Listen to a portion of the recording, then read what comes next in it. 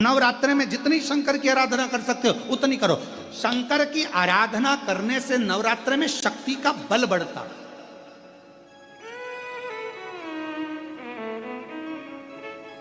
शक्ति का बल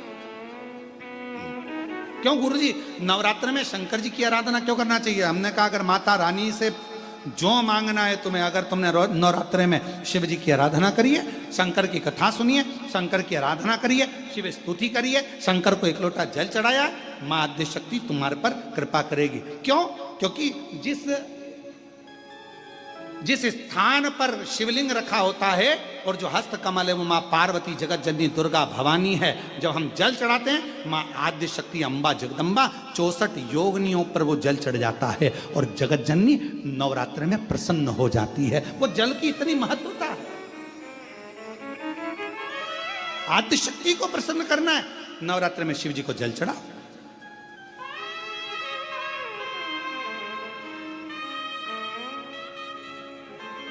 कोई बेटा बेटी है,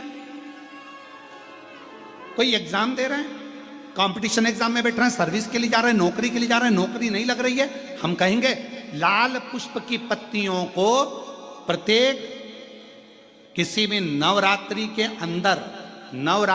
अंतर्गत 9 दिन का तुम नियम बना लो। जैसे कई माताओं का नियम रहता है, मेरा व्रत है, मैं दूध पर 1 गिलास दूध पर व्रत करूंगी, मैं नंगे पैर चलूंगी, मैं ये व्रत करूंगी, मैं वो व्रत करूंगी। मैं बेटा बेटियों से कहूंगा, नवयुवक बच्चों से कहूंगा, अगर आप कंपटीशन एग्जाम में बैठ रहे हो, अपनी पूरी मेहनत करो, पूरा परिश्रम करो, रात दिन एक करो और लगे रहो।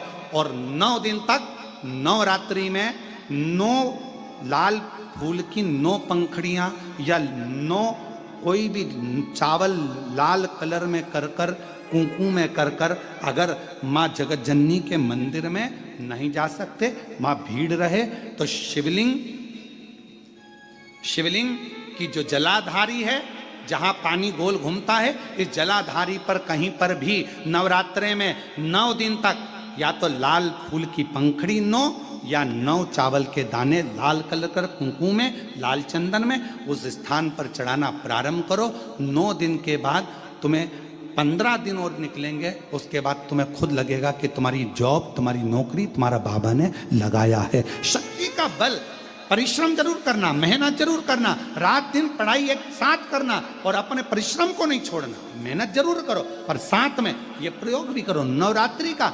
देखो शिव और शक्ति का बल तुम्हें प्रसन्नता देता है कि नहीं देता? शिव शक्ति का बल हमें प्रसन्नता देता है कि नहीं देता?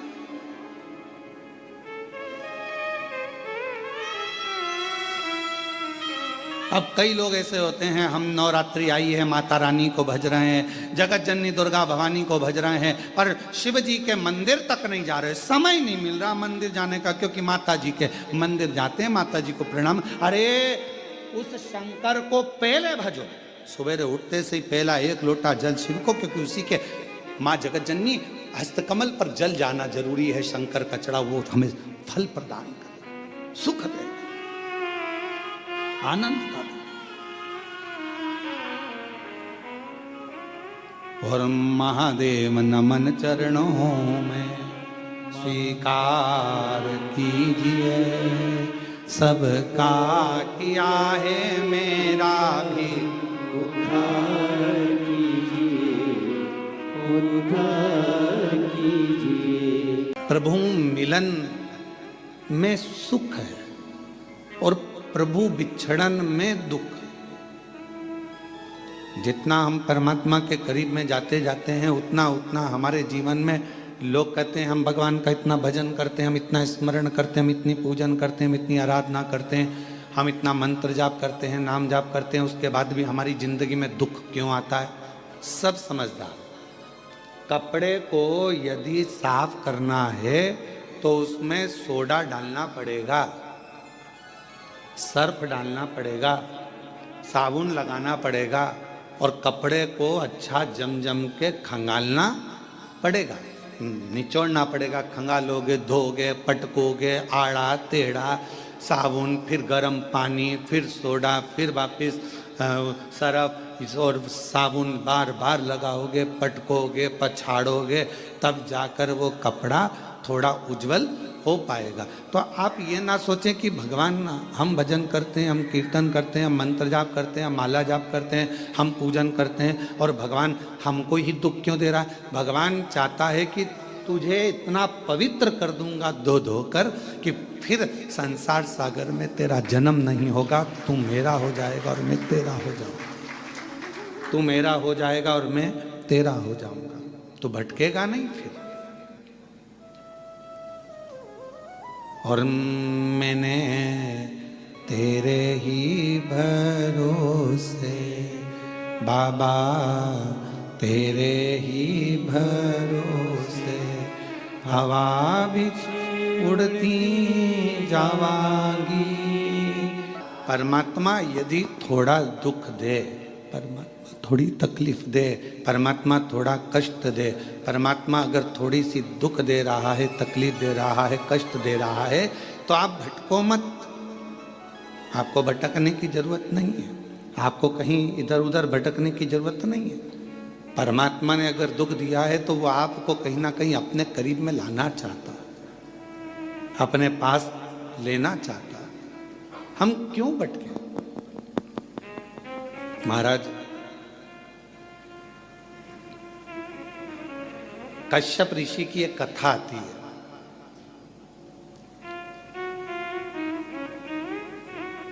कि कश्यप बाबा, कश्यप ऋषि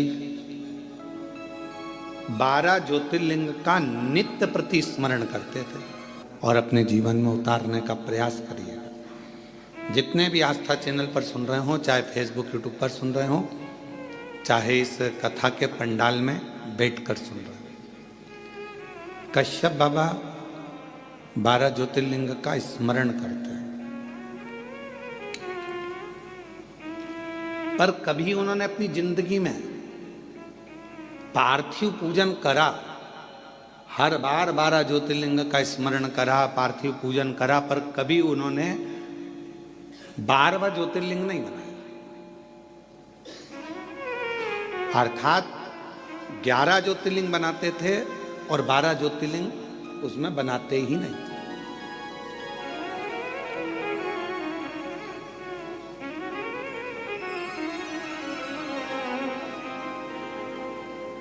एक दिन देवर्षि नारद निकलकर जा रहे थे।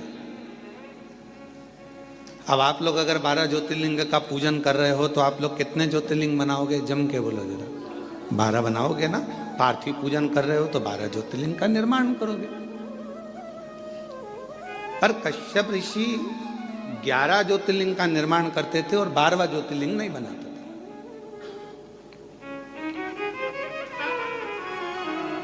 देवर्षि नारद का आगमन हुआ और देवर्षि नारद का आगमन हुआ और देवर्षि नारद ने आकर पूछा कि कश्यप बाबा, एक बात बताओ, आप जो ये ज्योतिर्लिंग का निर्माण करते हो, ज्योतिर्लिंग बनाते हो, तो इसमें 11 ज्योतिर्लिंग बनाते हो, 12वां ज्योतिर्लिंग क्यों नहीं बनाते? 12वां ज्योतिर्लिंग निर्माण क्यों नहीं करते? नारद जी पूछ पूछ कर थक गए, तो भी आखिरी तक कश्यप ऋषि ने यह नहीं बताया कि 12वां ज्योतिर्लिंग क्यों नहीं बनाते। 11 की पूजन करते, 12वां बनाते ही।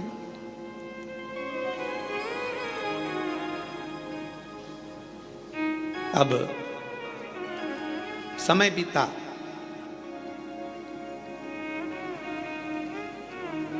भगवान शंकर के पास में ऐसी सूचना मिल गई कि कश्यप ऋषि 12 ज्योतिर्लिंग का पूजन करते, पर ज्योतिर्लिंग बनाते कितना है? जम के बोलो जरा, 11। और पूजन कितने ज्योतिर्लिंग की कर रहे हैं? अच्छे से बोलो, आवाज नहीं आई। 12। तो जब 11 ज्योतिर्लिंग का आराधना कर रहे हैं, 11 ज्योतिर्लिंग का निर्माण कर रहे हैं, तो 12 ज्योतिर्लिंग का पूजन का फल कैसे मिले? कैसे प्राप्त हो? तब पार्वती जी एकदम रुष्ट होकर बैठ गई और पार्वती जी शिव जी की आराधना करने लगी। भोलेनाथ जी ने पूछा, पार्वती तुम रुष्ट क्यों? यहां पर एक लाइन बड़ी सुंदर आई है कि पार्वती जी रुष्ट होती हैं तो शिव जी की पूजन करती हैं। हमारा आप सबसे भी यही निवेदन है, अगर मान लो जिस दिन तुमको गुस्सा आए उस दिन तुम महादेव की पूजन करो। थोड़ी सी रुष्ट हुई हैं और माँ पार्वती जी अगर रुष्ट हुई हैं तो वो शिव जी की आराधना कर रही है, शंकर जी की आराधना। घर में रहने वाले हर व्यक्ति से निवेदन है कि पार्वती के संवाद का स्मरण करना। जब क्रोध आए कुछ नहीं करना, मुख चुप करना, एक लोटा जल उठाना और ले जाके देव अधिदेव महादेव पर चढ़ाना प्रारंभ करना। श्री शिवाय नमस्तुभ्यं।